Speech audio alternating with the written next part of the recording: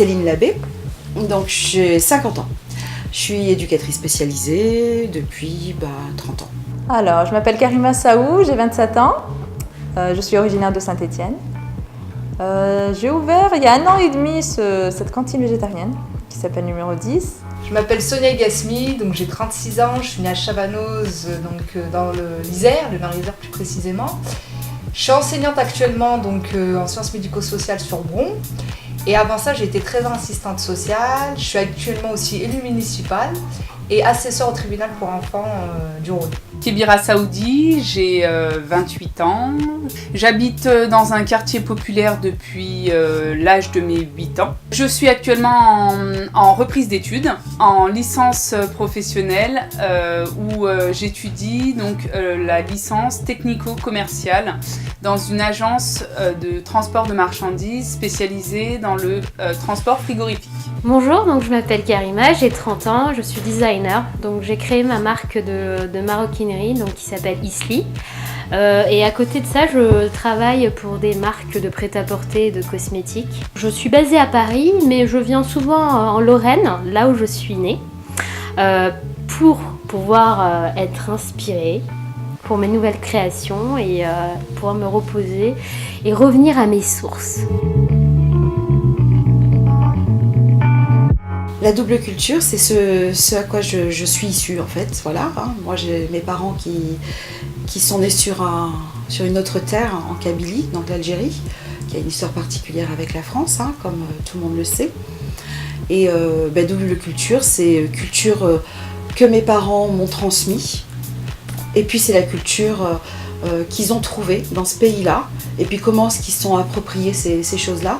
Et comment ils ont mixé tout ça, et c'est ce que je suis, moi, aujourd'hui. Mes parents m'ont donné une ouverture d'esprit et une soif de connaissances et de rencontres et de transmission. Et tout ça, je pense que ça vient effectivement de la double culture que j'ai. Parce que j'étais curieuse de découvrir des pans différents d'une tradition à une autre, d'un continent à un autre. Et comment est-ce qu'on avance avec tout ça? Et j'ai trouvé que c'était intéressant et voilà, ça c'est moi. Ah oui, c'est une richesse pour moi. Et je pense que c'est ce qui se reflète dans ma cuisine. C'est qu'on ressent le mélange des deux cultures. Il n'y en a pas une qui prédomine sur l'autre. La double culture, donc j'en suis, si tu veux, le témoin vivant, puisque mes parents sont d'origine tunisienne. Je suis née en France, donc j'ai une appartenance à la fois sur le continent européen et le continent africain, donc on est un petit peu la conjonction des deux cultures. Ça me pose aucun problème, au contraire, moi c'est une richesse. Après, ce qui m'énerve, c'est que ça revient tout le temps sur le tapis, on est quand même en 2019. La double culture, pour moi, ça représente une vraie force. C'est quelque chose qui m'a suivi tout au long de ma vie, qui m'enrichit au quotidien. La double culture, ça m'évoque la Lorraine et Casablanca. Et au final, en fait, je l'ai utilisé comme une force. Parce que à travers mes créations, je parle du Maroc et je parle de la France. Et ça m'a donné une force et un engagement personnel pour me dire que j'ai une double culture et que je dois en profiter en fait. Et que de cette double culture, je prends d'ici et de là-bas. Ça a pu avoir du sens ce terme-là, à un moment donné, mais ça a duré très peu de temps. Ce que je ne comprends pas, c'est qu'aujourd'hui, on nous parle encore d'intégration pour des enfants qui sont français, hein, installés dans le pays, qui sont nés ici, qui ont créé leurs racines ici. On leur demande de s'intégrer. Mais s'intégrer à quoi? Pourquoi? Ces gens-là, ils font partie de ce patrimoine, ils font partie de cette terre, j'ai envie de dire. Et on leur demande encore une intégration du fait de leur ascendance. Enfin, j'ai quelques souvenirs où ça a été plutôt compliqué pour moi de trouver du travail après mes études. Je ne pourrais pas l'expliquer. Enfin, quand je faisais le comparatif avec les gens de ma promo, c'était... ils avaient tous eu une facilité à trouver un job, mais c'était un peu plus compliqué pour moi. Du coup, j'ai dû m'éloigner de ma ville d'origine pour pouvoir trouver un travail. Tout de suite, quand j'entends intégration, ça me fait doucement rire, dans la mesure où il n'y a pas d'intégration à avoir, étant donné que je suis née le 8 février 1991 sur le sol français à Lyon 3e Et dans la mesure où quand on est sur un territoire, on est automatiquement de la nationalité du pays où on est né. Moi qui suis assistante sociale, c'est des termes qu'on n'utilise plus du tout, sauf pour les populations arrivées de l'étranger. Là, pour le coup, il y a un mouvement d'immigrer d'un sol vers un autre, et pour des raisons souvent économiques. Moi, c'est pas mon cas. Je suis née ici, je maîtrise parfaitement la langue française, les codes, les coutumes, j'en respecte les droits, j'ai des devoirs et j'en suis complètement satisfaite. Je ne partirai pas de la France parce que c'est mon pays. Et j'en suis contente puisque les valeurs que porte la France me correspondent. Après, j'ai un lien et un attachement important avec la Tunisie. J'essaie de parler arabe. Donc voilà, ça me permet aussi, c'est une carte de visite pour moi quand je voyage dans le monde arabe. Donc je l'utilise à bon escient.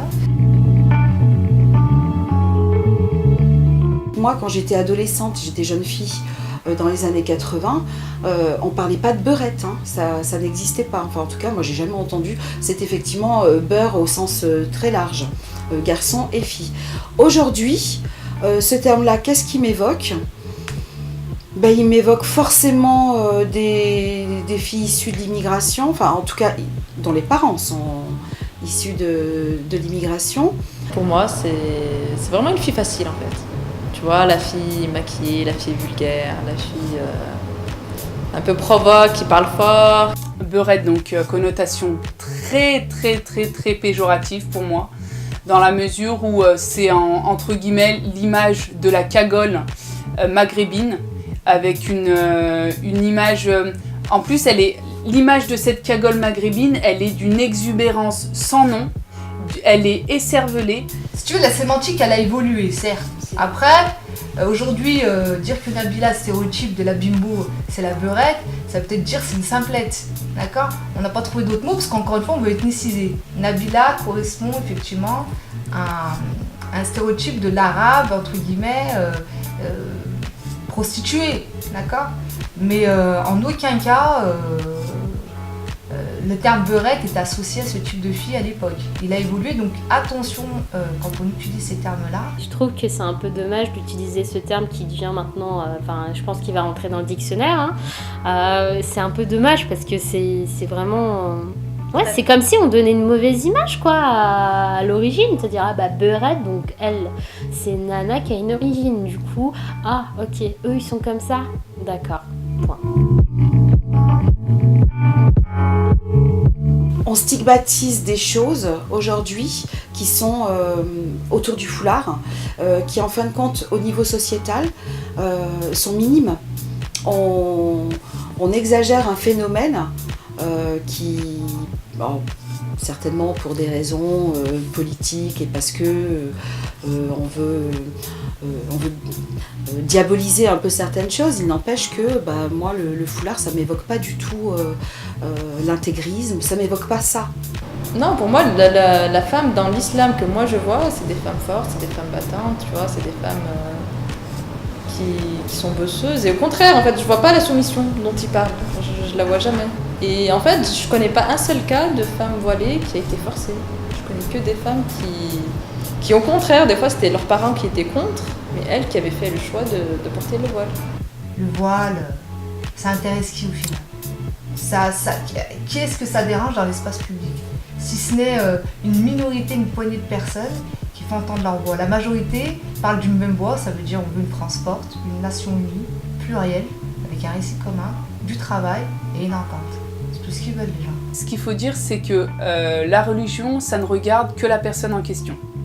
Toutes les personnes qui justement sont dans la démonstration de cette religion islamique, parce qu'on en a fait un sujet de prédilection, mais en l'occurrence le plus musulman et la plus musulmane des musulmanes, c'est la personne qui justement sera d'une plus haute discrétion. Toutes les autres personnes les autres personnes des autres religions portent, comme les Indiens quand ils portent leur turban depuis petit, ou comme la communauté juive qui porte une kippa, tous ces signes, pour moi ça me dérange pas quand je les vois dans la rue, voilà, c'est leur liberté d'expression et c'est leur manière aussi peut-être tout comme moi d'exprimer leur double culture à travers leur religion ou à travers des objets qui viennent de leur héritage. j'ai l'impression en tout cas que dans l'inconscient collectif, la jeune fille de quartier, ça peut pas être une jeune fille en fin de compte dite normale, entre guillemets, je sais pas comment l'appeler, parce que normal, qu'est-ce que ça veut dire aussi. Mais une jeune fille qui fait des études, qui va bien, qui rentre chez elle, qui fait ses devoirs, qui a aussi des potes, une vie, enfin voilà. Et celle-là, on a du mal à la mettre en exergue. Alors on va plutôt parler de celle qui parle des baguilles, parce que ça existe aussi, hein, on est d'accord, mais comme ça existe partout. Madame, vous êtes issue de quel quartier? Je dis pardon. Je me dis j'avais bien compris sa question, mais je voulais qu'elle reformule et qu'elle ait conscience de sa question. Elle me dit mais je veux reprendre madame, vous êtes issue de quelle banlieue? Elle a remplacé quartier par banlieue pensant que ça faisait plus français. Je dis mais je suis issue ni d'un quartier ni d'une banlieue, je suis issue de la campagne. Elle me dit mais c'est possible? Je dis c'est largement possible. Pourquoi penses-tu qu'effectivement, forcément parce que j'ai un faciès plutôt estampillé maghrébin, que je suis issue d'un quartier ou d'une banlieue? Non. Donc pourquoi, malheureusement, elle avait ce type de questions à me poser, et c'est bien qu'elle ait pu le poser, puisque on est ouvert à ce type de dialogue, pour les faire évoluer, parce qu'elle a grandi dans un quartier, effectivement classé politique de la ville, où tous les services sont en interne dans le quartier, donc ils n'arrivent pas à savoir ce qui se passe ailleurs. Donc ils ne sortent pas. Donc c'est de l'entre-soi, c'est ce qui est dangereux. On nous assimile beaucoup à être bloqués au sein d'une structure familiale, mais c'est loin d'être le cas. Les choses elles ont été comme ça auparavant, mais c'est terminé. Mais les choses, elles sont pas du tout comme ça. Moi, je suis issue d'une famille, on est dans une ouverture la plus complète. Chacun fait ce qu'il veut, où il veut, quand il veut. Tous mes frères et sœurs et moi-même, on est partis, on a voyagé, on s'est ouvert l'esprit, et pourtant, on vient d'une banlieue. C'est le droit d'exercer ses libertés, même à travers le culte, hein, dans l'intimité, à partir du moment où ça ne blesse personne autour de toi. Voilà, vivre intelligemment les uns avec les autres. Moi, c'est un terme qui me convient pas. Enfin, je suis contre la laïcité, clairement. C'est au contraire, c'est plutôt diviser, en fait. C'est plutôt se cacher. Pour moi, c'est plutôt cacher la personne qu'on est. Pour moi, la religion, ça fait partie de nous. C'est pas quelque chose dont on devrait avoir honte ou cacher. C'est quelque chose qu'on peut montrer librement dans le respect de chacun.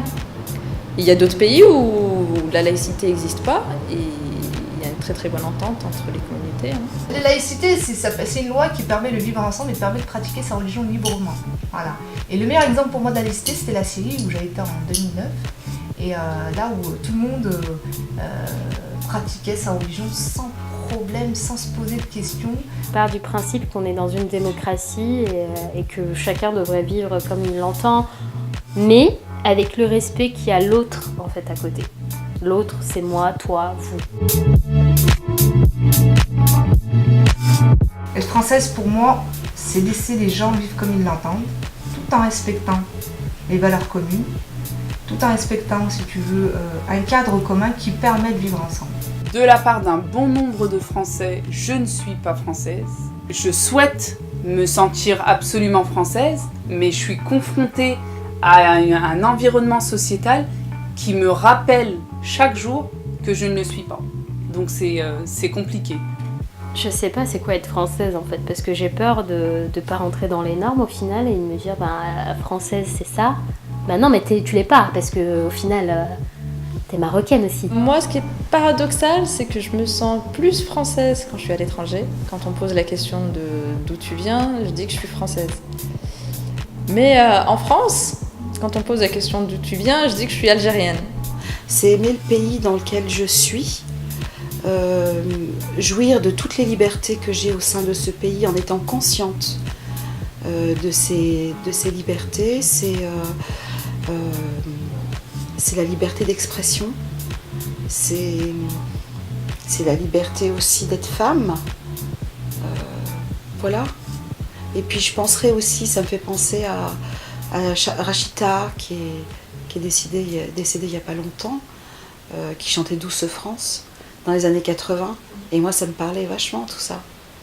Voilà, cher pays de mon enfance. Douce France, cher pays de mon enfance, bercé de tant d'insouciance.